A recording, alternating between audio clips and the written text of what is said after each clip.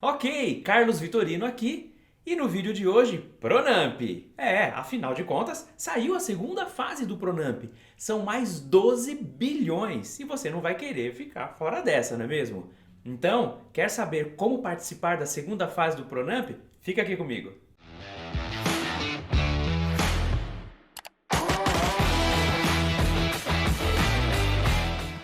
Então, ok, segunda fase do Pronamp, mais 12 bilhões. Nós já gravamos aqui vários vídeos sobre o Pronamp. E nos comentários, nós recebemos, não só nos vídeos, mas também nas redes sociais, várias perguntas e sugestões sobre esse tema do Pronamp e sobre crédito para negativado. Sobre crédito para negativado, nós já gravamos um vídeo e eu vou deixar aqui o link desse vídeo para que você possa assisti-lo. Porque muitas empresas estão tentando o crédito do Pronamp, mas como estão negativadas, não têm o crédito aprovado e nos pediram: existe crédito para quem está negativado? Nós gravamos um vídeo só sobre isso. E se você tem algum tema, tem alguma pergunta, alguma sugestão, deixa aí nos comentários. Quem sabe a sua pergunta não vira um vídeo também aqui do canal. E a segunda sugestão, o segundo ponto mais comentado nos vídeos foi essa segunda fase do Pronamp. E como eu faço para estar mais preparado? Quais informações que eu preciso ter para conseguir participar aí da segunda fase do Pronamp? Como que eu faço isso? Vamos falar sobre isso no vídeo de hoje, mas antes eu vou te pedir para se inscrever no canal, vou te pedir para ativar o sininho das notificações e também já deixar aquele like, né? Porque aí você ajuda a divulgar os nossos vídeos. Gente, o Pronamp é um programa que está ligado a este pacote de programas emergenciais que o governo está colocando em função do momento em que estamos vivendo. Não só programas emergenciais para pessoas físicas, como para estados, municípios e também para as empresas, que é a relação do crédito. Isso é muito técnico, é muito complicado, porque não só o Brasil, mas todos os países foram pegos de surpresa com isso. E o crédito, ele impacta direto o emprego, a atividade produtiva, e isso está na base da economia. Então o governo tem uma preocupação muito séria com isso. Então, o Pronamp faz parte desse pacote de ações emergenciais. E isso é muito complicado, porque existia um histórico de demanda de crédito. As empresas sempre precisam de capital de giro, sempre precisam de crédito. Mas agora, quando chega a crise, quando chega esse problema de distanciamento social, chega essa situação aí de comércio fechado, empresas paralisadas, todo mundo trabalhando em casa, a demanda de capital aumentou muito. Eu estava assistindo uma entrevista do ministro Paulo Guedes e olha o que ele falou sobre essa situação, sobre esse tema do crédito.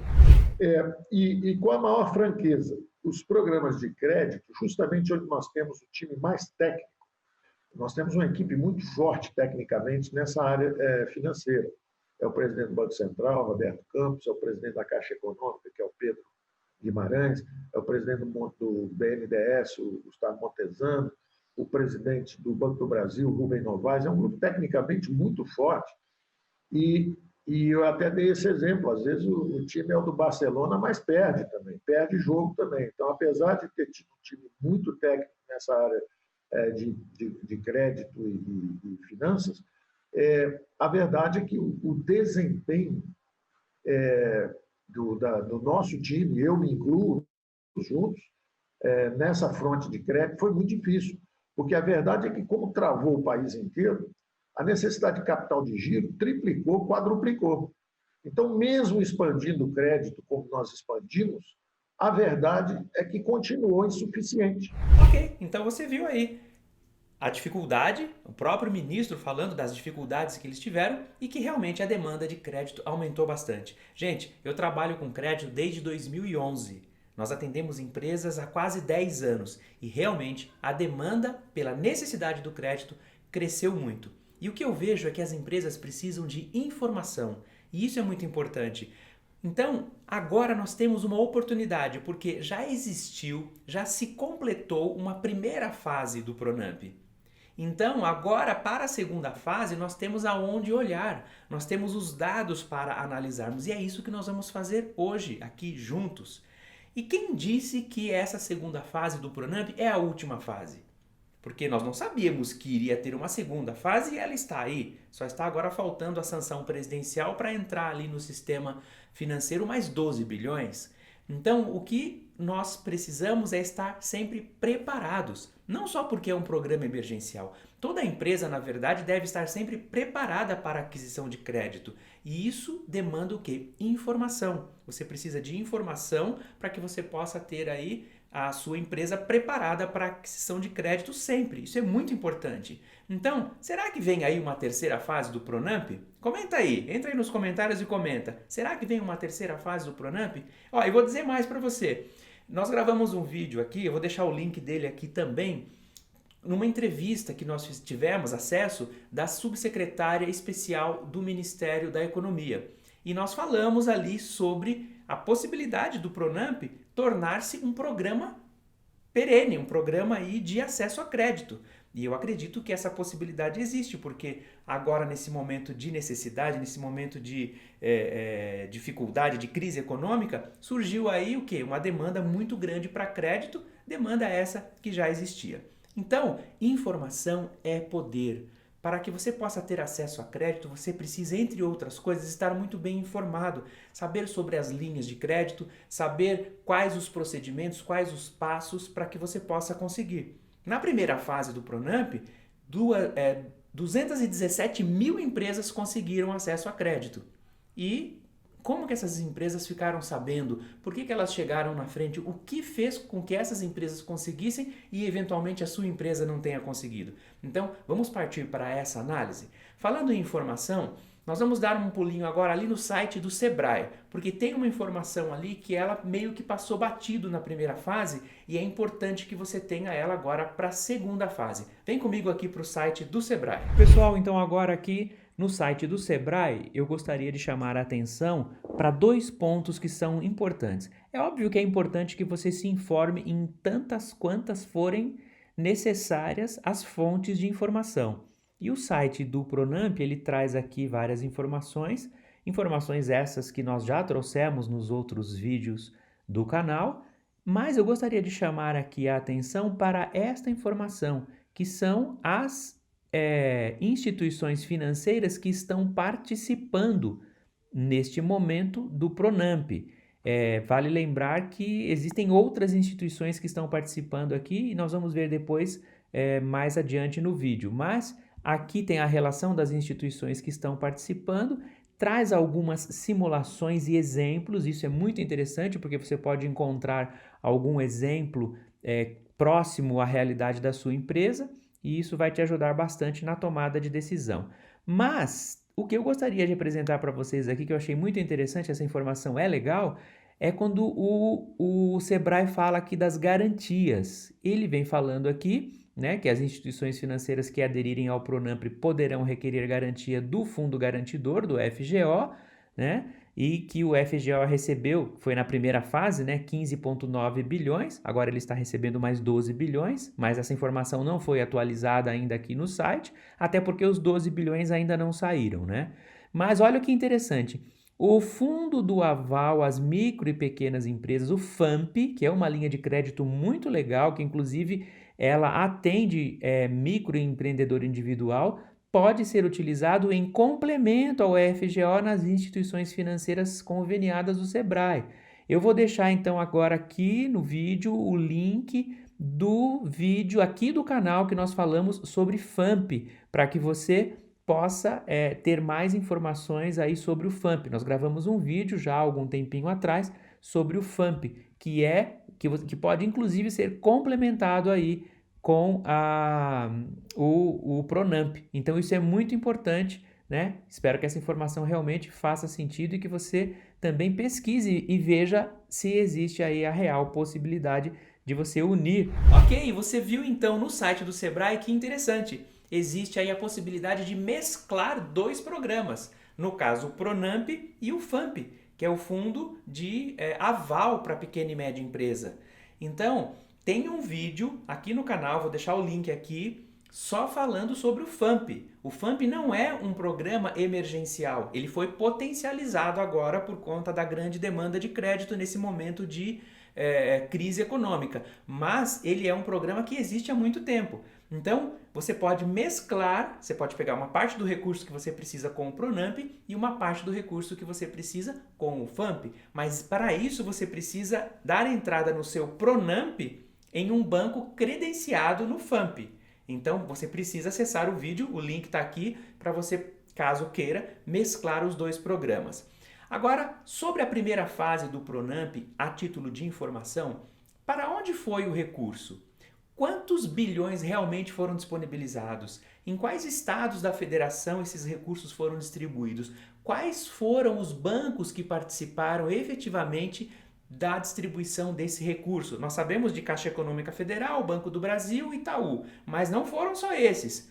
Nós tivemos acesso à informação de um relatório de dados e fatos, informação direto da fonte, como sempre nós gostamos de trazer aqui no canal. Nós tivemos acesso a um formulário do FGO, que é o Fundo Garantidor de Operações, que é administrado pelo Banco do Brasil. Um relatório que mostra todos os dados estatísticos da primeira fase do Pronamp. E nós vamos usar essas informações para que a sua empresa fique melhor preparada para a segunda fase do Pronamp, porque nós temos informação agora para traçarmos as nossas estratégias. Então, vamos comigo ali até o formulário, é o formulário direto da fonte, do FGO do Banco do Brasil. Vamos analisar juntos o formulário e vamos tirar dali as nossas estratégias.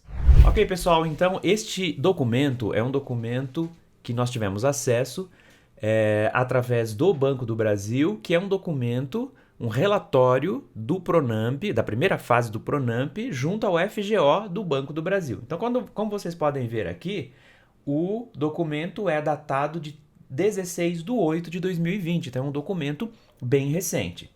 Então, aqui nesse primeiro campo, onde tem operações por UF, que seriam unidades da federação, por estados, né?